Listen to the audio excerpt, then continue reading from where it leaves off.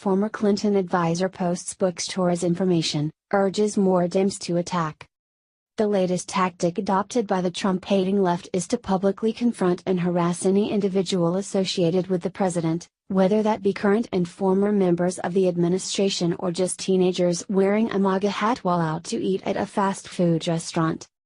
That tactic, to be carried out by rank-and-file leftist activists, has been encouraged by prominent Democrat Party leaders like California Representative Maxine Waters, among others, and has now claimed former Trump chief strategist Steve Bannon as a targeted victim of the left's harassment, as well as a Virginia bookstore owner who defended Bannon from the harassment. According to the Richmond Times-Dispatch, Bannon was minding his own business and quietly browsing in Richmond's Black Swan books when he was approached by a female customer who began to berate him loudly and called him a piece of trash, among choice words and phrases. The bookstore's owner, Nick Cook, requested the woman be quiet and leave Bannon alone and asked for her to leave the store, which she initially refused to do, which led him to call the police with regard to the disturbance in his place of business. Steve Bannon was simply standing, looking at books, minding his own business, explained Cook of the incident. I asked her to leave, and she wouldn't. And I said, I'm going to call the police if you don't, and I went to call the police and she left. And that's the end of the story. We're a bookshop. Bookshops are all about ideas and tolerating different opinions and not about verbally assaulting somebody, which is what was happening, Cook added in an appeal to the left's supposed devotion to tolerance and being open-minded with regard to differing opinions.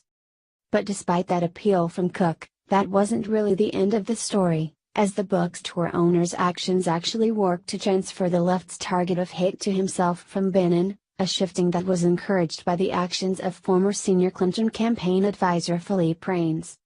According to the Daily Caller, Reines decided Saturday afternoon that what the bookstore owner had done was unacceptable to his liberal sensibilities and publicized on social media the store's contact information, such as address and phone number, in an obvious bid to incite harassment of Cook and his staff. The tweet, which can be seen below, has not been deleted and contains the name of the store's owner, its physical and email address, phone number and even a picture of the storefront. The Daily Caller asked Reines why he felt the need to publish all of that information on his social media account, and he replied with an exceptionally snarky email in defense of his incitement to harassment, one which contained several references to past actions or statements from Trump. You have some very fine people on both sides, Reines replied in an obvious rip on Trump's post-Charlottesville commentary. They may want to contact the store as many did after Sarah Slenderson was asked by the owner to leave the Red Hen restaurant. For convenience, I copied and pasted the store's Contact Us page. Presumably they post their contact information on the World Wide Web in the hopes people contact them. Hence the name Contact Us. That's all.